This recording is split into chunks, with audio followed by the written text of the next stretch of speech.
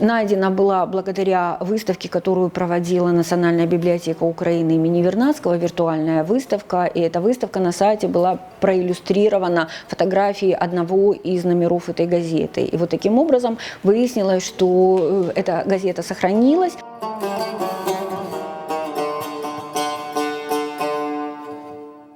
Даже применительно к названию у исследователей встречались различные мнения. Кто-то считал, что не «Аксес», а «Аксёс», то есть не «Голос правды», а «Слово правды». Кто-то вообще писал в своих работах об этой газете как «Халк Сиси», то есть «Голос народа», да, и датировал ее вообще 1917 годом.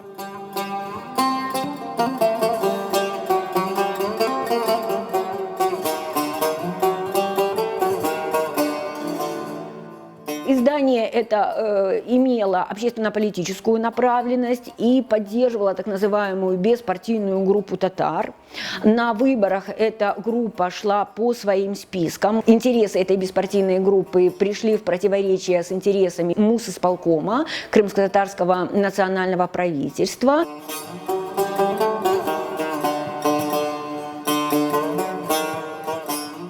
На русскоязычной полосе, которая не была переведена, она изначально писалась на русском языке, был один контент, и его делали русскоязычные авторы, а на крымско-татарской полосе был другой контент, и его делали крымско-татароязычные авторы, которые приехали в Крым, скорее всего, большей частью из Добруджи. По крайней мере, мы знаем, что эту полосу делали известный крымско-татарский поэт Мемет Ниязий и Мемет Нури, еще один известный публицист.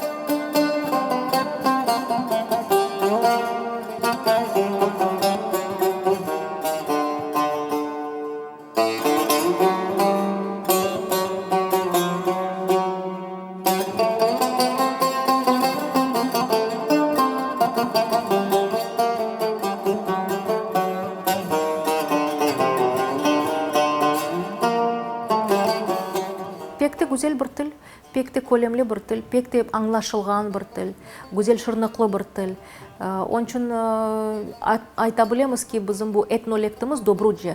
Etnolektimіз de bu gazetanın içinde tarihi olarak kaldı. Büyük böyle massalarga yayınlanған makaleler de var onun içinde. Çünkü basit halk içinde bazı meraklı makaleler de var. Mesela evlenu hakkında, koylarımız hakkında, müftilerimiz hakkında, mollalarımız hakkında gazeta tamamen özün devrini sanki bir kuzgude aks ettirgeni gibi bir gazeta. Onun tapılğanı pek büyük bir şans bizim için, pek büyük bir baxt. Çünkü bu gazetanın olğanını bileydik 3. ve 4. menbalardan, lakin özünü tapamaydık.